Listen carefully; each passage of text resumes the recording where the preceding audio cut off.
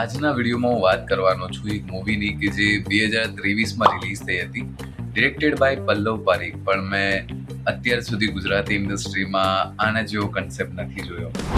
તો વાત છે 2023ની, જ્યારે આ મૂવી રિલીઝ થઈ હતી થિયેટર્સમાં.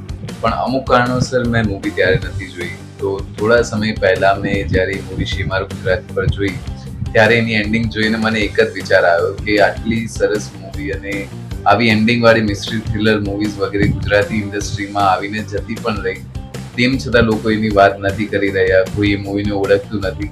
પરંતુ આપણે એવા મૂવીને વધારે વેગ આપવો જોઈએ અને એ મૂવીને વધારે સરાહના કરવી જોઈએ, જેનાથી આગળ એવી અન્ય મૂવીઝ વગેરે પણ આવી શકે. તો હું વાત કરી રહ્યો છું હું ઇકબાલ નામની મૂવીની.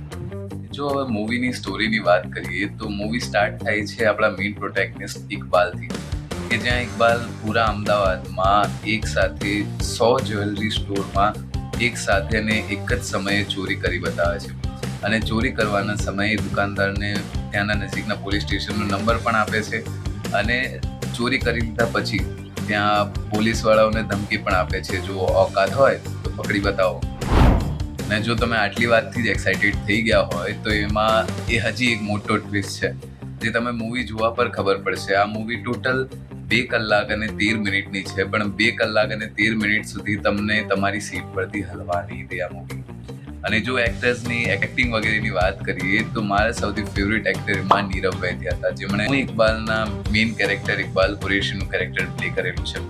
તેમણે ખૂબ જ સરસ રીતે કેરેક્ટર પ્લે કરેલું છે, જ્યારે એમાં અન્ય કિરદાર વગેરે મિત્ર ગઢવી અને આરજે દેવકી વગેરે પણ કરેલા છે, જે ખૂબ જ સરસ છે. તો એક્ટિંગમાં તો કોઈ જ પ્રકારની પ્રોબ્લેમ કંઈ જ નથી. પણ મારી એક નાની એવી કમ્પ્લેન્ટ છે કે એમાં વીએફએક્સના એક સીનની અંદર મને થોડીક પ્રોબ્લેમ લાગી રહી હતી. તે આમ તો મોટી કોઈ કમ્પ્લેન્ટ નથી, કારણ કે સ્ટોરી પ્લોટ વગેરે બધું કવર કરી લે છે, તો મને એનાથી કંઈ જ પ્રોબ્લેમ નથી. પણ હું એના સેકન્ડ પાર્ટ માટે બહુ જ એક્સાઇટેડ છું. જો તમે લોકોએ જોયેલો હોય તો નીચે કમેન્ટ કરવાનું ના ભૂલતા અને સબસ્ક્રાઇબ કરીને રાખજો આવા જ અન્ય રિવ્યૂ વગેરે માટે. Bye bye.